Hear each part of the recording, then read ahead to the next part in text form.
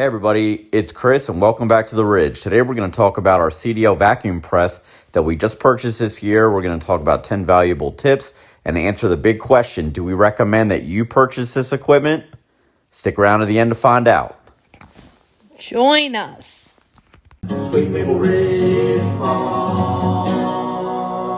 Come on down, everybody. Go! All right, before we get started, we'll tell you a little bit about the unit that we bought. Ours is the 9-inch CDL vacuum filter. We bought it from New Hampshire from a CDL dealer earlier this year. We paid $650 for it because it was used. So just FYI. The guy at CDL said people either love them or hate them. We'll show you what ours looks like when it works. So here's a video of that.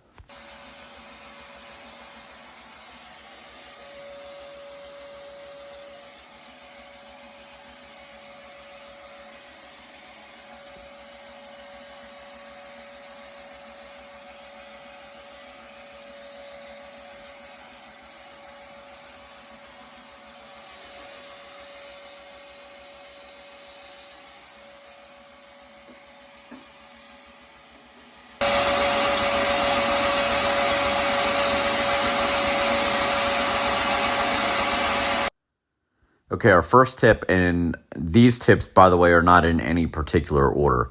So our first tip that we can give you is that the syrup must be very, very hot. If you don't want to be waiting around all day, then you need to put syrup through there that's at least 200 degrees Fahrenheit or 93 degrees centigrade through there. Otherwise, it's just going to be too thick and it's not going to be sucked through the filters easily.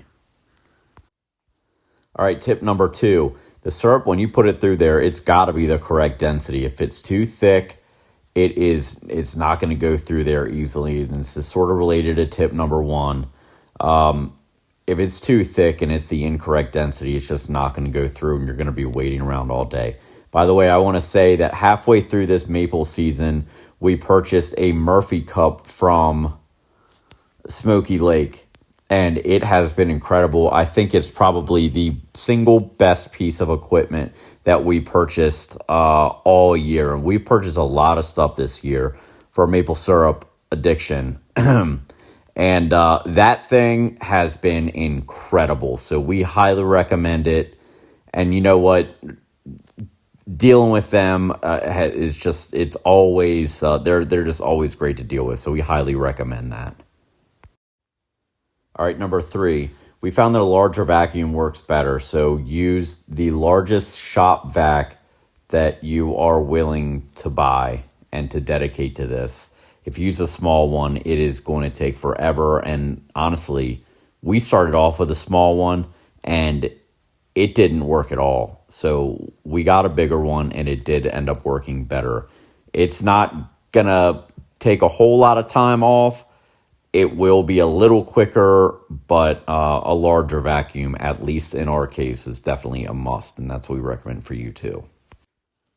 All right, the next tip we have is to be careful when warming the sap that you have sucked through the vacuum filter, and it's down to the bottom now, waiting to be bottled.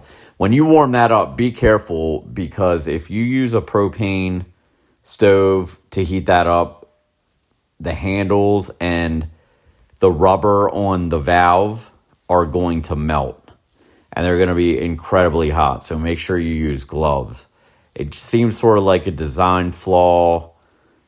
You expect a little bit more out of something that you spend so much money on. But anyway, just FYI, especially that blue valve at the bottom, that thing is going to be all melted by the time you're done. So just be really careful with that. All right, our 5th tip, we found that mixing the DE in with the syrup is better than making a DE cake with permeate and sort of slathering it onto the filter. We found that just mixing it in did a way better job of filtering. We couldn't get the other way to work at all.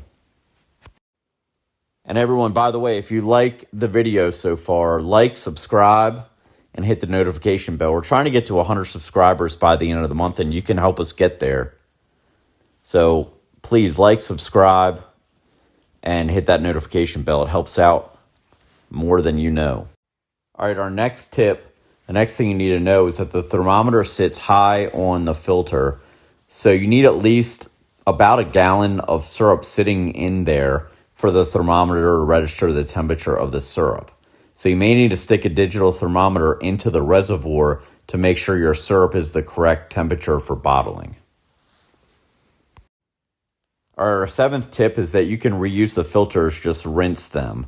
I'm talking about the Orlon filter and the pre-filters. The pre-filters appear to be disposable. Some of you throw away after one use, but no, you can rinse them off and then you can reuse them. So we didn't find that out until after. All right, the next tip is to make sure you wet the filters prior to using them. They just work a lot better that way. All right, tip number 9, and this is probably the biggest tip we can give you, is that we found it was better to pour only a little bit of syrup into the filter at a time. That way, if your pre-filter gets clogged, which there's a good chance it will, you can take it off and rinse it without needing to wait forever for the syrup to trickle through. It also seems like the filter works more efficiently when only adding syrup a little bit at a time. Don't fill it all the way to the top or you'll be waiting a long time to get through it all. You can see this syrup isn't getting pulled through at all, so I'm really glad I didn't fill that up to the top. All right, tip number 10 is save your pennies because this thing is pricey. It's a lot less expensive than a filter press, but this thing is still in the $700 to probably $800 range now. Like I said, we bought ours used for $650, but this thing is pricey, and for a hobby producer, like everything else in maple syrup world, it is expensive, and save up your money. All right, now for our honest recommendation. And do we recommend you buy it? Well, the answer is no. We don't recommend you buy it, and we regret buying ours. I will say this. It's better than using an Orlon filter. It's faster than using an Orlon filter, and you can use DE with this, which makes for a really high-quality syrup. The problem is it's expensive, and in our opinion, you're better off just saving up a little bit more money and buying a filter press, and that's what we wish we would have done. This thing, in our opinion, and I'm sure other people have had great success with this, but in our opinion, is almost borderline ridiculous.